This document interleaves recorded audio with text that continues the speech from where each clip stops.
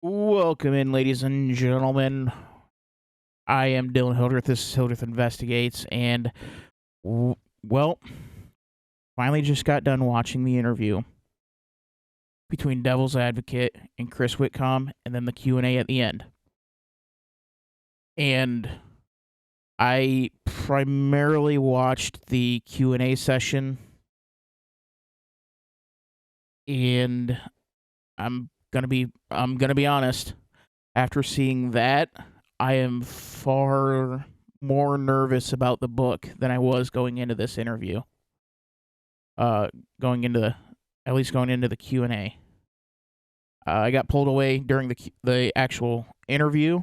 If I go back and watch the interview, then I might be more comfortable. But I mean, the end is where you have the lasting taste. So I'm gonna go through some of the things that I was uncomfortable with, or just flat out flabbergasted by some of the stuff that was said, and then we'll go into. Now, here's the thing: some of the stuff that he said, I was flabbergasted with. I think the material that he has. I think the book is still going to be very good. A it is going to be the catalyst for massive, massive public outrage towards Moscow and towards Bill Thompson and the entire situation. However, there are some things that he said in the Q&A that I have serious problems with, and we're going to get into that. So, and then we're going to go through the timeline that was leaked earlier today. Well, by the time you see this, yesterday. So, we'll start off. We'll just start off the top. He praised Moscow PD and said they did a great job. Oh, if they did a great job, you wouldn't have written this book. The plea is part of it. Yes, absolutely. But there is so much left untested. There is so many things that they completely ignored. That is the basis of the book. That's how we got to this broken plea of which you titled this book for. And after he said that, I got incredibly nervous. And when you look at all the interviews that we've seen thus far, and you can't tell me MPD did a good job. You can't tell me ISP did a good job. You certainly can't tell me Pullman did a good job. That's a problem. That's a huge, huge problem. If they did a good job, this case wouldn't be anything that it is right now.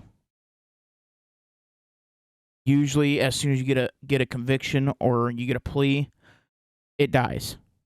But here we are, almost a full year later after the plea. We were about 10 months after the plea deal. And this thing is still rolling unbelievably strong. And it is because of the piss poor job by Moscow and by ISP and by the FBI that they have left this kind of room for speculation. A good investigation leaves almost no room for speculation.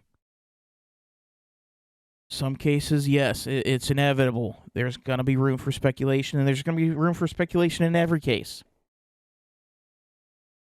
But with the amount of room for speculation in this case, that is the fault of Moscow PD and all the agencies involved. They did not establish a timeline. They didn't establish a chain of command. They can't even place the supposed killer at the scene ever, let alone once. They can't place him ever. And that's a massive problem. And to sit here and say that they did a good job is laughable. And that is a huge issue.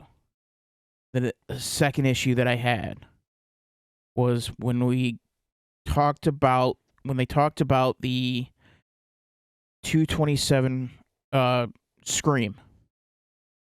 The 2:27 a.m. scream from 1112 King Road, he wrote that off as just a basic party scream. Uh, excuse me? What? Go and listen to that scream. That is not a woo, yeah, oh my god. It wasn't a I'm drunk and I'm gonna get scream. That was the kind of scream that you hear out of a female who just walked in on a murder. That is the scream that you hear when she is cornered and the knife is up. That is the kind of scream that you hear. That wasn't a party scream. To call that a party scream, you are lying. And to say that you've heard it and still consider that a party scream, no, that's no bueno. That's an issue, massive issue. And and that kind of rolls into the next issue that I have. So Jules, True Crime Reactions, she's the one that was able to get that 2:27 scream, and she also got footage before that. And according to the FOIA people, however that works, that's not my department, and hopefully never will be, given how expensive that crap is, at least in Idaho. Paid $1,500 for, I think it was like 2 hours of audio, or of footage on the 1112 ring cam. I think it's from midnight to 2 or something like that. I don't remember the exact time frame, but it was just before that, leading up to it. And there was no audio. And she emailed them back and saying, hey, paid, like, I don't know the exact amount, but paid $1,500 for this. Where's the audio? And they came back and said, yeah, there's no audio. It doesn't exist. What? And then Chris Whitcomb, he says that, yeah, he listened to the audio. There was a lot of screams, and it just sounded like a basic college, just off campus housing area. Partying, screaming, yada, yada, yada. And it was just another one of those screams. And then somehow it got asked again. It got asked again. And then he said he said he doesn't remember hearing it. What? That's an issue. Now, I'm pretty sure Jules is on a tirade right now on live, and by the time I get done with this, she'll be live, and I will link that specific live down with Devil's Advocates interview and eventual Q&A with the After Dark panel. And you can go watch those as soon as you're done here. But watch the whole thing first. I want to feel important too. Now, there's another thing that bothered me, and it pertained to the DoorDash. Now, he says that he has seen the stomach contents, and it might be in the book. And I want to preference this.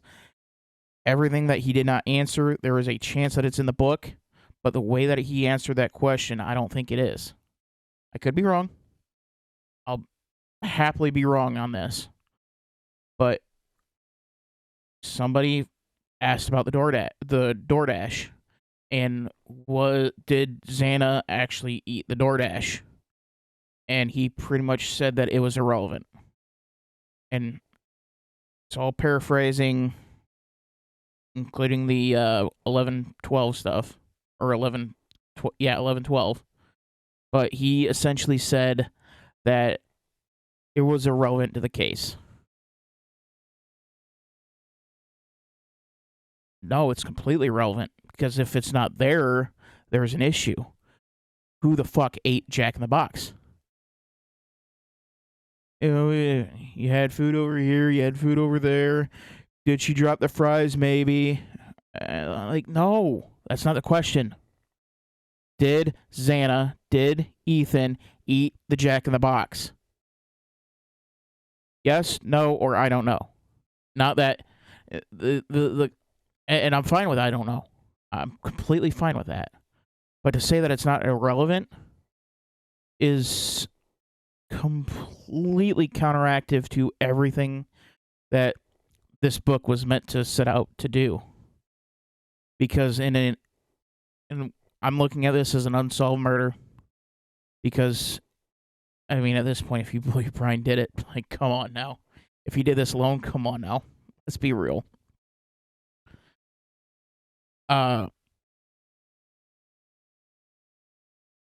Everything is important until proven otherwise. Every single detail is important until proven otherwise. And to sit here and act like this isn't like a still a ongoing investigation from the internet side, your core audience with this particular book, and a lot of people on YouTube, they look at this case as an unsolved crime or a crime where they got the wrong guy. And therefore, every single detail is important until proven otherwise. And then the other thing that I had, and this is the last one that I can remember off the top of my head, and then we can get into the timeline here, is I don't think he ever, at least not in the live, not that I can remember off the top of my head, but they never established a time frame on when Xana and Ethan got home. A lot of people were asking that, even Lana from Truth and Transparency. You all know how much I love her as a content creator. Shut up. Anyway, she even asked about the time frame of, and also that Chris was trying to get onto her channel, and hopefully they get something worked out to where he can go on there. And he pretty much blew it off, didn't answer it. And that's a huge part of this whole thing. We still, to this day, as of April 22nd at 12:34 at night, when I'm recording this, we still don't know when Xana and Ethan got home. So how did law enforcement determine when they got home? Now there's a whole lot of other things in there, and I'm in there. Go watch it. Link's down in the link's going to be in the description. Go watch it. It was a great interview. I think the material in the book is still going to be very, very good. It's going to be very, very informative. It's opening up avenues. We already know that from what I'm about to go over, and I probably would have done this for Wednesday's video, but I kind of wanted to be hesitant because I wasn't sure exactly what it was as far as copyright and all that jazz, but now everybody's doing it, so yeah, I'd rather play it on the safe side and not completely fudge it up. But anyway, so that's my initial spiel on that. So, without further ado, let's get into the timeline.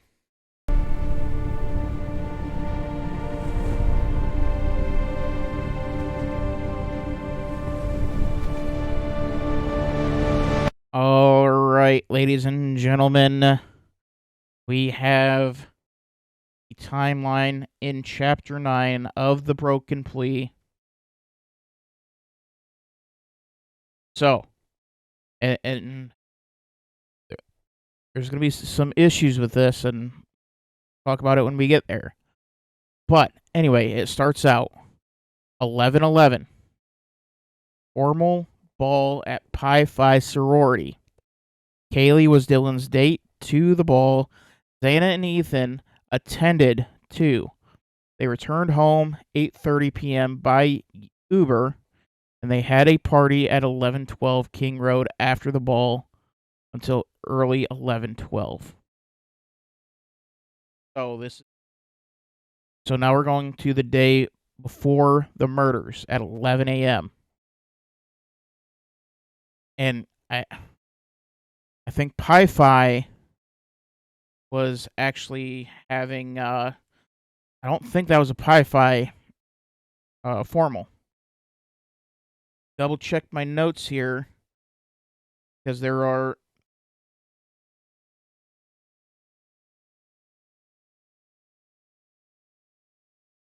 okay, so it was actually Pi Beta that it was supposed to be the Pi Beta sorority formal that they're going to. It wasn't Pi Phi. Pi Phi, they were on probation at this time. Therefore, they couldn't hold a formal ball. So, and I want to make this clear, it is Dylan that messed that up. It wasn't Chris. Everything is sourced from the reports, interviews, all that jazz. This is just Chris putting it in a timeline. So, we go to Bethany wakes up 11 to noon, the day before the murders. Bethany wakes up, only Ethan at the house, other roommates at Taco Bell return shortly. And then at the same time, Connor Chestnut wakes up in his fraternity in his room per Chestnut. Hunter at 11:12, pre-gaming for the football game. Madison takes a lift to unknown locations, 20-minute ride. So, let's see, Instagram messages. Kaylee and roommates arrive at Kayla, whatever, apartment, 621 Taylor Street. Bucks for all of what I owe you. Whatever that means. 2 o'clock, Bethany leaves with Maddie, Dylan, Xana, Ethan, Hunter, Johnson, Josie, Kai, Allie, Sky to 621 Taylor apartments. Kaylee had previously left before then. Dugan had left at 5 to 6. Hunter says they left at 2:30. Showalter and Chestnut at party at the Whites per Showalter. Chestnut says this occurred between 2. Kaylee and her roommates arrive at Kayla's house. Take a picture there. Kayla lists this as 11:12, and Brownski's report must be typo.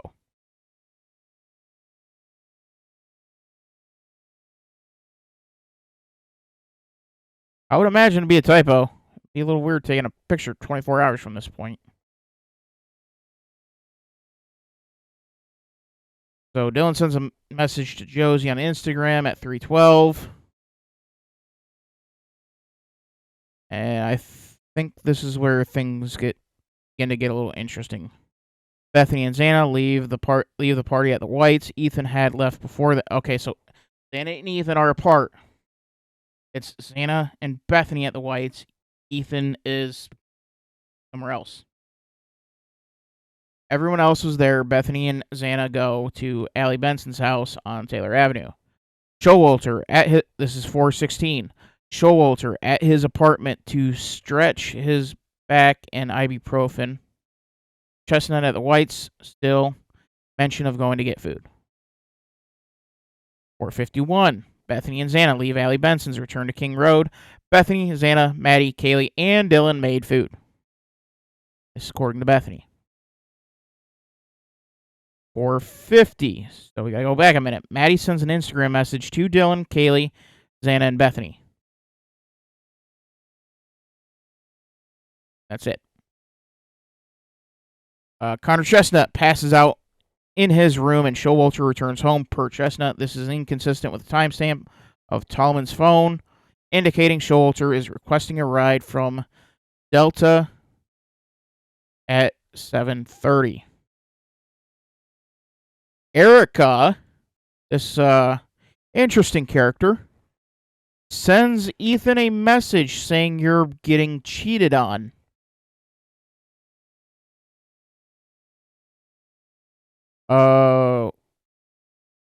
What? What? Excuse me? Okay, so who's this Erica person? Who's this Erica chick? I want to know. I really want to know. Xana and Ethan text, Xana texts Ethan saying she's taking a nap until 8. Dylan receives a phone call from Bethany. Call length 12 seconds. This is at 5:36. Dylan calls and has a 3-minute, 51-second phone call. Number returns to a Natalie Dayton per TLO. What the hell is TLO? Bethany, Maddie, Xana, Dylan all napped at King Roadhouse. Dylan says from 5 to 8.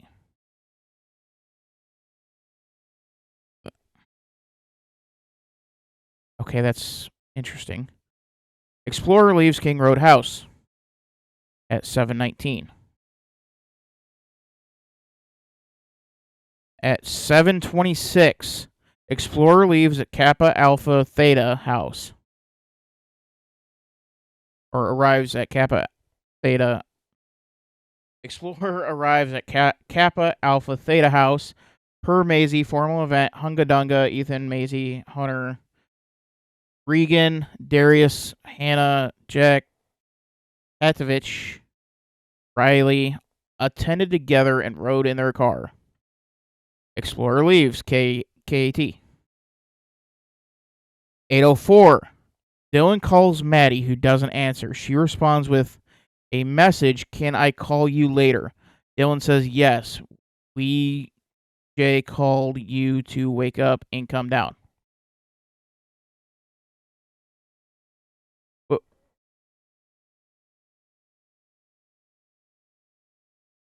So Maddie responds, "Can I call you later?" Dylan says, "Yes, we just called you to wake up and come down." So I guess everybody's beginning to wake up from their 3-hour nap, which I find that to be a little strange because they got up at like 11.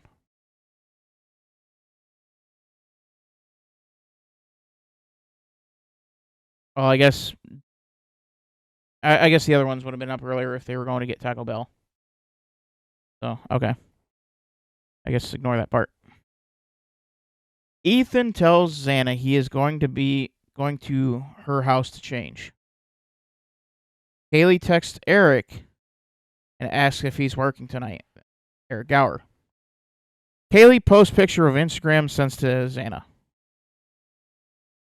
Haley sends Dylan an Instagram message.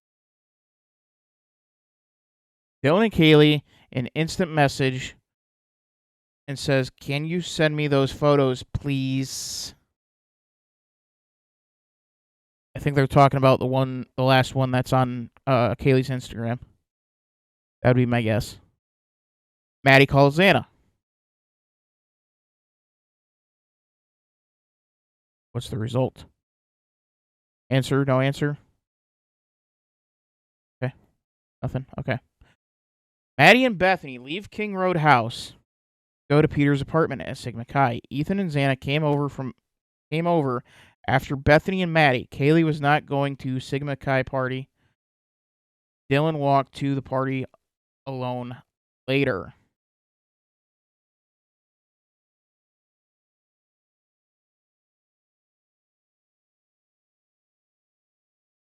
"9:02. Ethan, Maisie, Hunter, Regan, yeah, all those people leave the Hunga Dunga." That sounds. I like that name. I like that name. The Hunga Dunga. Hunga Dunga. Hunga Dunga. Oh my God, what was that? What was that movie? Oh, there was a movie where there was a saying of that. I don't remember what. Put it in the comments if you know. Anyway, Maddie leaves Sigma Chi party to meet Kaylee and go to the club. Dylan takes 12 photos. Dylan calls Maddie. 14 seconds. Explorer, believed to be driven by Ethan, leaves Kappa Alpha Theta.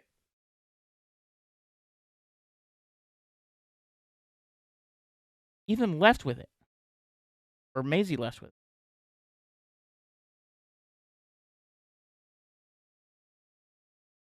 Yeah. Explorer leaves Kappa Alpha Theta. Oh, I got serious questions. Oh my God. Oh my God. The more that I look into this, the more I'm fearing this book. How did it get back to Kappa? How did it get back to Kappa?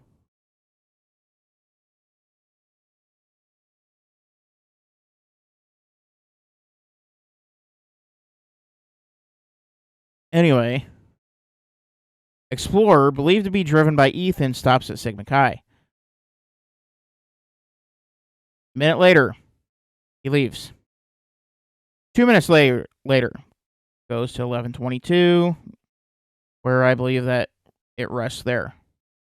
So that loud SUV that we heard at like 4:29 isn't the Explorer, according to this timeline.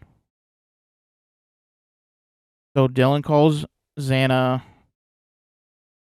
18 seconds. Ethan receives notification. Cougar Den, Dylan, Maddie, Bethany enter new chats. Ethan sends Hunter Johnson snap, drinking with Xana, come hang with. Joseph Torville sees Maddie at Kaylee at the corner club. Maddie and Kaylee arrive at the corner club in a Prius vehicle with another unidentified female, which is actually Riley Moreland.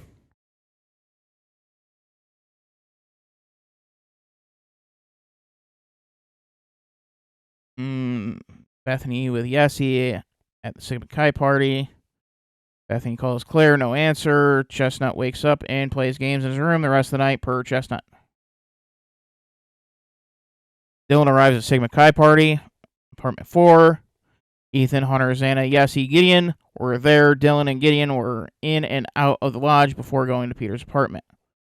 Okay, so where were they going? Where were they going?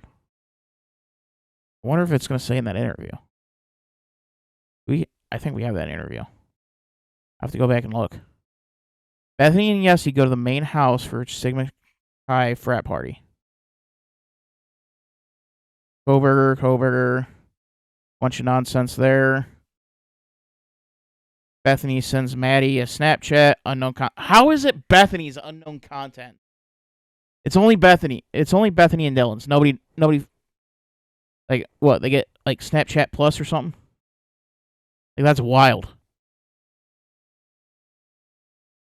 Maddie and Cole take a photo together at the corner club, sent with the text Leo Romero. Dylan sees Xana for the last time at Allie's. Xana is holding a White Claw.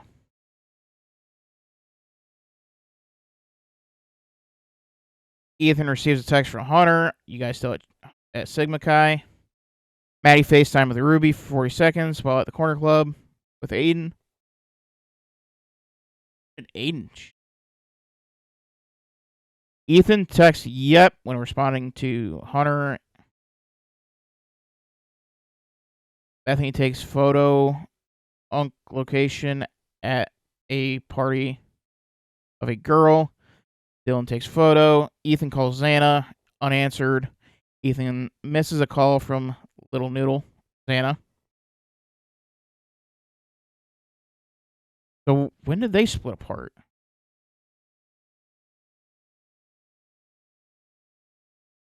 Because, yeah, Ethan, Xana, and Hunter are all at the lodge before going to Peter's apartment. So they were like all together at 22:30, which would be 10:30. And then by the time we get to 12:16, they somehow separated.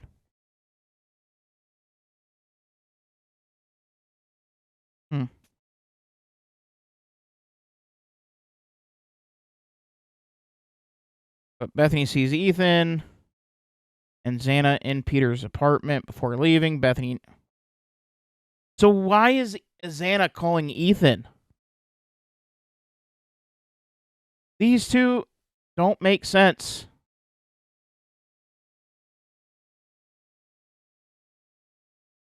Why is Xana calling Ethan if they're at the same freaking house? This whole timeline is completely messed up. And no, this isn't on Christopher. He's just putting it all together.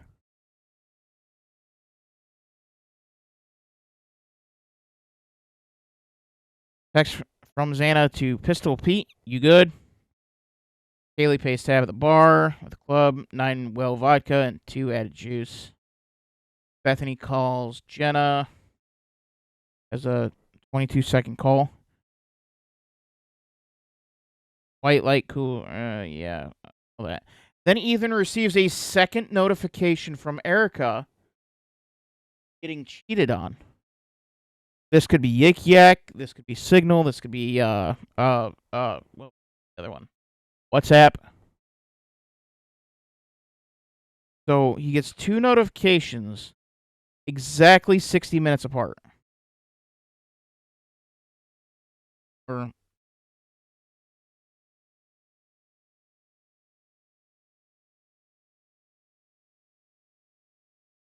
when was that first one? It was when they split up and Hunter was with Maisie.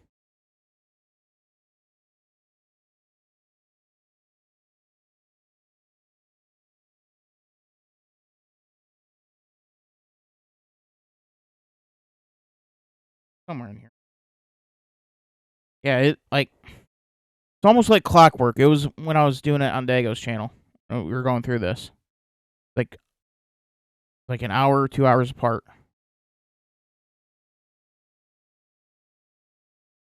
043. So I know I'm looking for 43.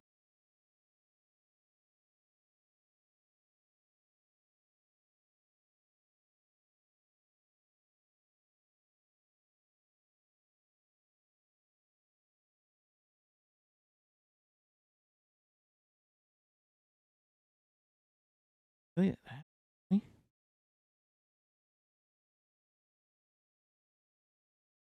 Can I just roll by this thing?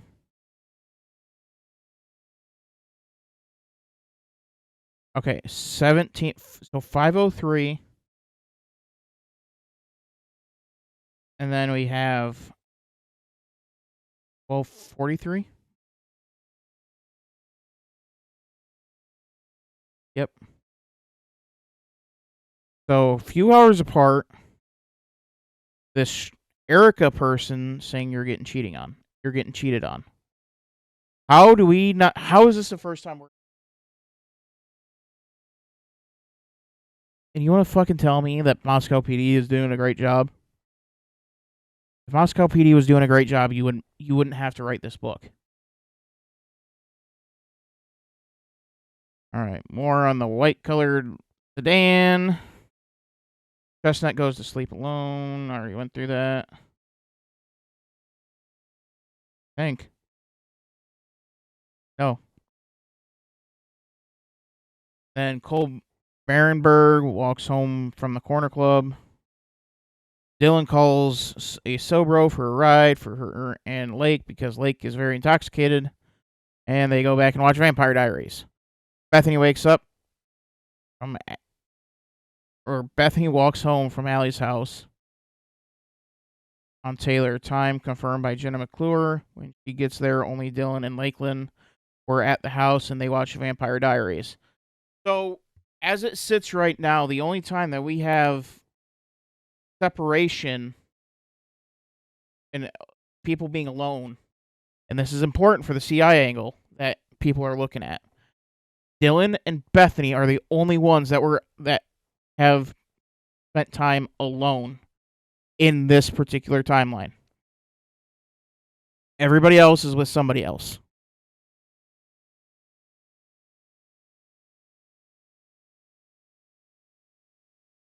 So just keep that in mind. Kaylee engages in a conversation with Jack Showalter at the corner club.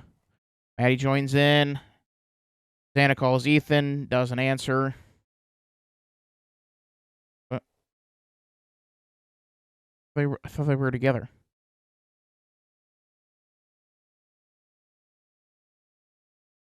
Kaylee sends a picture of her and Maddie at the corner club and says, Maddie just called me a bucktooth biatch to Dylan, Bethany, Xana, and Ethan. And again, this is via Snapchat. How do we know what they... How do we know everybody else's stuff on Snapchat except for Dylan and Bethany's? That is unbelievably strange and convenient. Showalter, Kaylee, and Maddie leave Corner Club across the parking lot in a westerly direction, going to the grub truck. Picture taken from Xana's phone. Kaylee purchases Mac of the Week from Wondering Kitchen.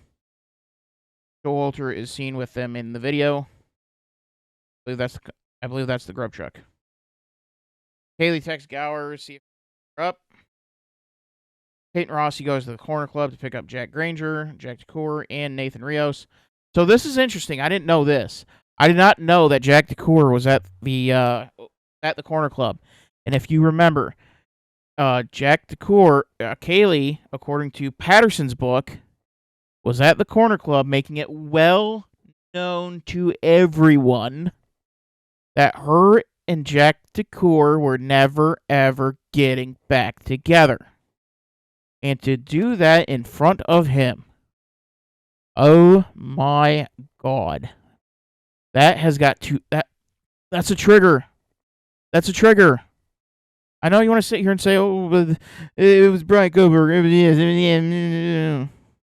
Wasn't drugs. Wasn't Bryan Kohberger. Wasn't this professional gangland style hit. This is a great grow. And this here, with what we know in Patterson's book, that's a trigger.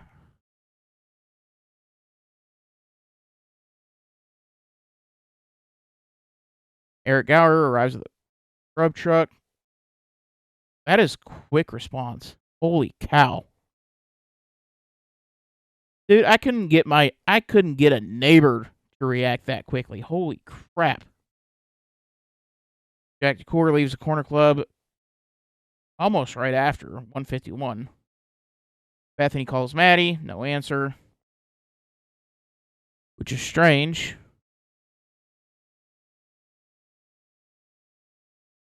Because might have been okay, that might have been it. Bethany sends a photo with a message, get me some Mac, probably talking about getting some food from the grub truck. Wait a minute. How would Bethany know that they're at the grub truck? Because there's no... The last snap that they got was at the corner club. Not at the glove truck. So, how would Maddie know? Or how would Bethany know to ask for some Mac?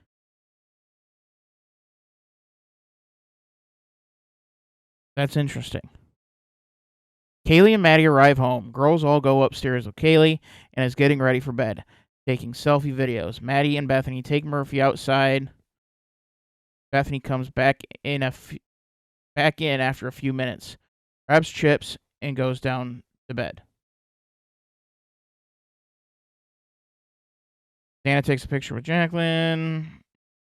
Jacqueline leaves Sigma Chi, and Xana and Ethan stay. So they're still not home yet, according to this timeline. So we're sitting at 2 o'clock in the morning. They're still not home. And then a minute after that, a work product. So one of I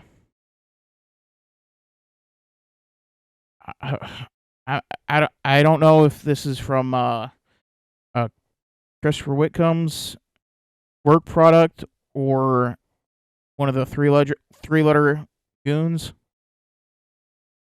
but Cooper Atkinson attempts to call Ethan 5 times on FaceTime. That is urgency. What does Cooper Atkinson know that he's got to get a hold of Ethan so badly that he tries 5 times on FaceTime nonetheless?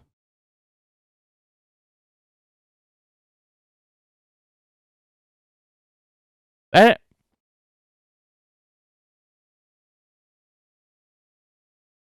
and it wasn't found on a phone.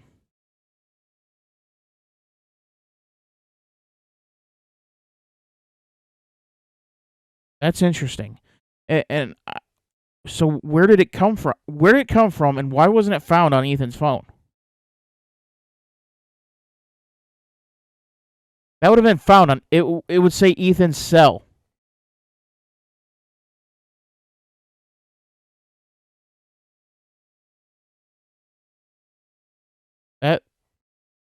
That is an issue. Dylan sends a message to Eric Uber. Are you driving tonight by chance? Now, if you remember, in the documents, it just says, are you driving tonight?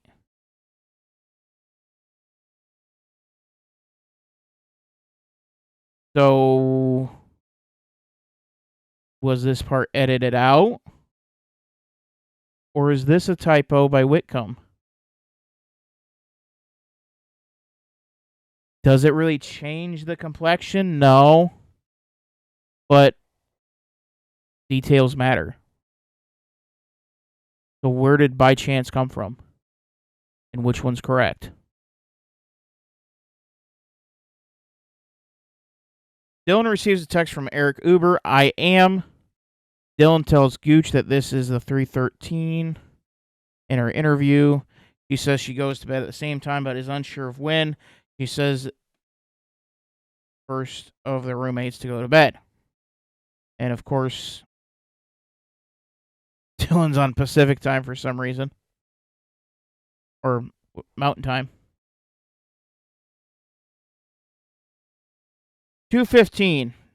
DoorDash Jack in the Box is ordered by Xana. But DoorDash doesn't have an account for Xana. So how did that happen?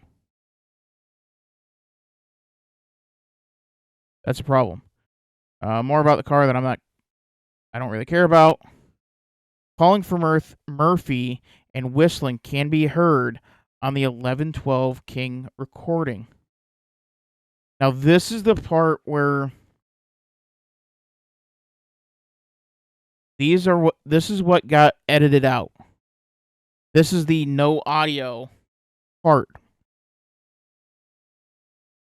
And this is the part where I have serious issues with the Q&A that we talked about earlier. Why can we not hear that? Why is there no audio? Allegedly. Well, you said that there was audio, then you didn't. And here we have, I guess, clear audio, 216, 217. So that's a problem. And then we get to Jack D's call. And long time, for 3 years or whenever this came out, we were led to believe that it was Kaylee Goncalves that called Jack DeCoeur for 17 minutes. This says Jack DeCoeur calls Kaylee, and they have that 17-minute phone call that Jack DeCoeur does not bring up in the first interview and denies ever remembering that call in the next interview. So you have the trigger point, you have a lie, and then you have Kaylee calling Jack off the hook. 1, 2, 3, 4, 5. Then Maddie calls 3 times. Then you have Maddie calling Xana. And we're in that actually dark time. That is the O period. And you have the frantic calls. FaceTime, call. This wasn't a let's talk this out and get back together. Judging by this was a pissing contest. You can tell me it was an amicable breakup all you want. This and what was said at the Corner Club, according to Patterson, is bullshit. You cannot erase this. And then you have Maddie calling Jack 3 times. Back-to-back, frantic fashion. And then you have Maddie calling Xana. No answer. Now here's my question. Here's the issue that I have. Why would Maddie be calling Xana in the middle of this? This is all going, and that 227 scream happens over the course of this 17-minute phone call. It is damn near back to back. 226 is the call starts. The scream comes at 227.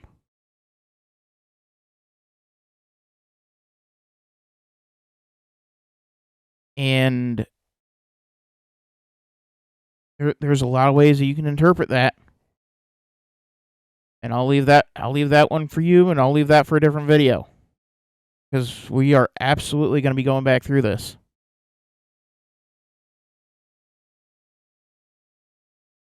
But my question is, what if Maddie heard something from Xana? Or heard something from downstairs. Hey, what was that noise downstairs? But then you have Kaylee calling Jack again. And you have Maddie calling Bethany. And this is massive because, according to Bethany, she went downstairs onto her iPad to watch some sort of show. I forgot what it was. And Bethany is active on her phone. And for some reason, this jumps to 231. But unequivocally and absolutely, if what Bethany says is true, Bethany sees and hears this call and chooses to ignore it. She has an iPhone. I think she said she has an iPad. If you call an iPhone, and this is for the non-iPhone users, if you have an iPhone and you are signed into other Apple products with your Apple ID, iPad, watch, Mac, this gets a phone, this starts ringing, everything's ringing. So if what she is saying is true, and she was watching on her iPad, she chose to decline the call from Maddie.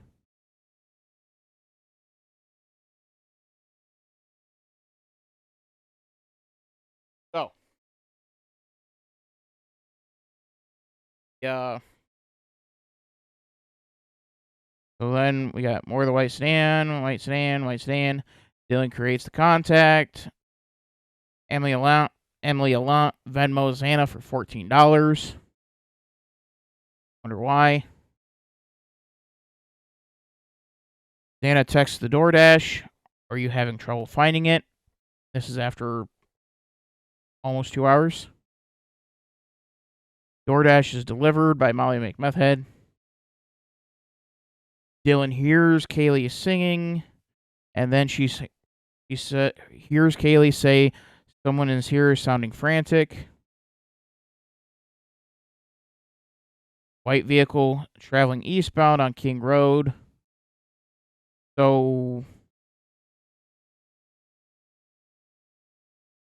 of course, we're not going to get a timeline for that because it's from Dylan. Dylan doesn't do timelines. Xana is still active on TikTok as of 4/12. And then Dylan opens the door first time, opens second time, hears Kaylee crying, hears a male saying, "It's okay, I'm here to help you," but not in a nice way. Thinks it may have been Xana in the bathroom. Dylan opens the door on the third time, sees a man in black with a vacuum, a little dustbuster. In this particular case, 3 inches taller, or approximately 3 feet away, and walking out of the back sliding door. He doesn't say that. Bethany doesn't, or Dylan doesn't say that.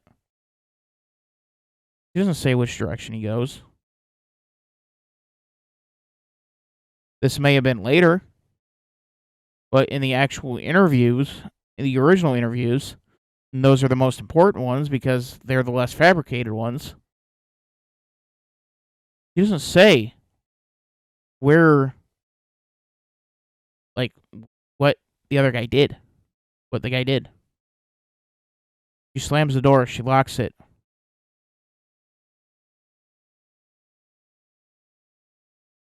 Bethany texts Dylan, "So am I." Dylan texts to Bethany, "My phone is going to die. Fuck." Bethany to Dylan, "Come down to my room. Run, down here." Dylan Snapchat, "Call Ethan." 12 seconds. Dylan texts to Bethany, "I'm screwed though." Bethany texts Dylan, "Yeah, I know, but it's better than being alone." But according to the interview, you saw him walk out the back door, which is physically impossible. So why this? Anyway, Dylan opens the door for fourth time, runs down to Bethany's room, sees Xana on the floor in her underwear, but doesn't go in. Dylan calls Kaylee. Dylan sees a dark colored truck drive by when she gets down to Bethany's room. Dylan calls Xana, Maddie. Bethany calls Maddie. Bethany calls Kaylee. Dylan message to Kaylee, "Please answer." Braden Paulo at 11:27. Here's a dog. Stop barking. Sounds like someone let him inside. This is at 4:45. Activity sensor data reports Dylan distance traveled 30.77 at 5 a.m. So that's about 30 meters.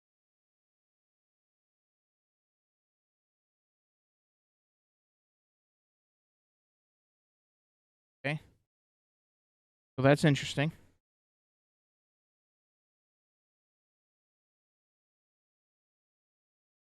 Rock to this.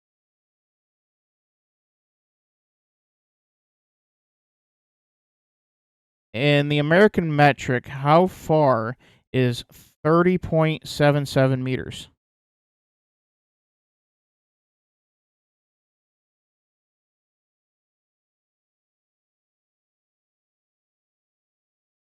Okay. So Dylan went 101 feet at 5 a.m. She traveled 101 feet. So you're looking at about 50 and a half feet for a round trip.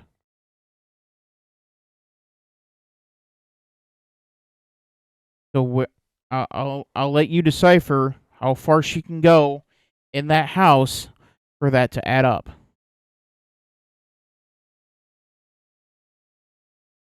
I know it's not super far, but see. White vehicle. Bethany wakes up, tries calling her dad about her tooth, didn't answer. Now, Dylan only didn't move around that much at 8 a.m. Bethany tries calling her dad again, no answer. Tries calling her house, no answer. Tries calling her mom. See, this is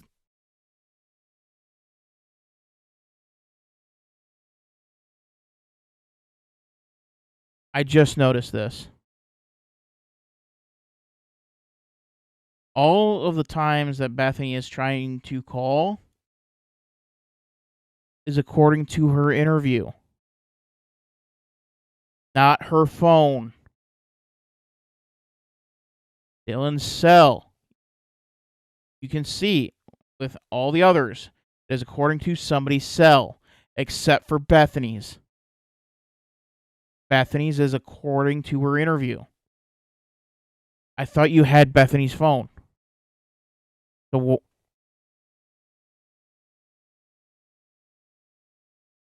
why didn't you? Why aren't you going off the data in Bethany's phone? That's a problem. Dylan sends out 7 outgoing messages. Yeah, whole back and forth. Justin Nadu leaves for a walk. Goes to walk his dog. Sees the door open. Dylan texts Maddie, "Are you up? You up?" Other useless Kohberger.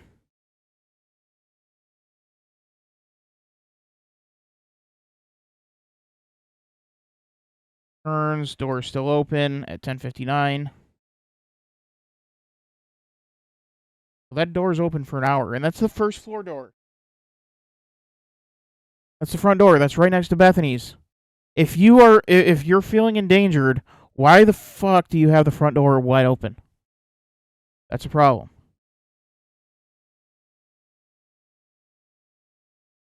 And this is where you get the 2 flights of stairs.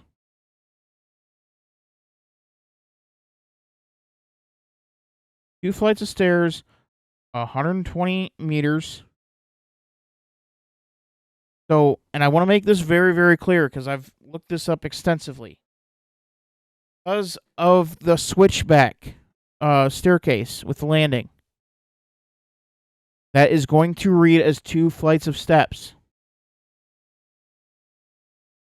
Therefore, Dylan walked up the first floor steps twice. She never went up to the 3rd floor in this time frame. She went up from the 1st floor to the 2nd floor twice with her phone. Her phone never went to the 3rd floor. That is important. I want to make that clear. Bethany wakes up, a bunch of snap messages, yik yak, yada yada.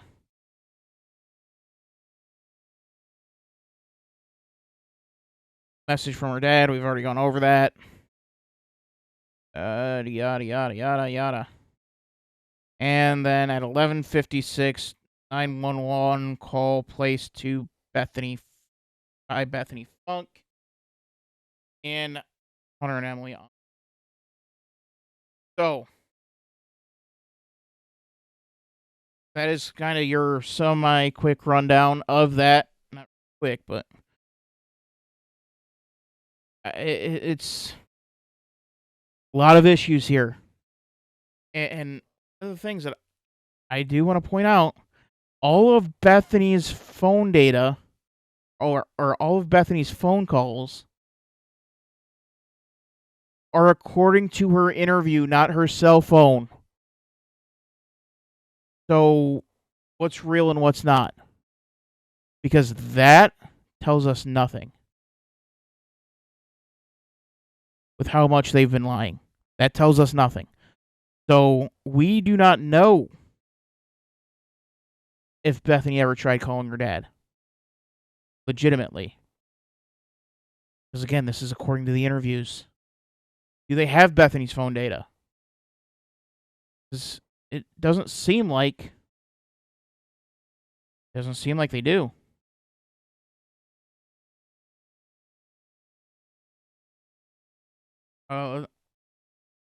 Back up because I'm gonna double check, but it was from so when Bethany sends a photo from Ethan's Snapchat.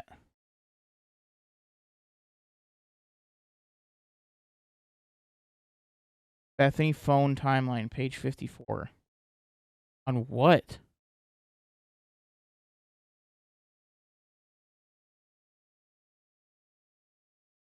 Yeah, lots and lots of issues. So, let me know what, in your opinion, is the biggest issue here. I know there's a lot, but what's your biggest issue? Let me know in the comments. I'm Dylan Hildreth. This is Hildreth Investigates. We'll see you in the next one.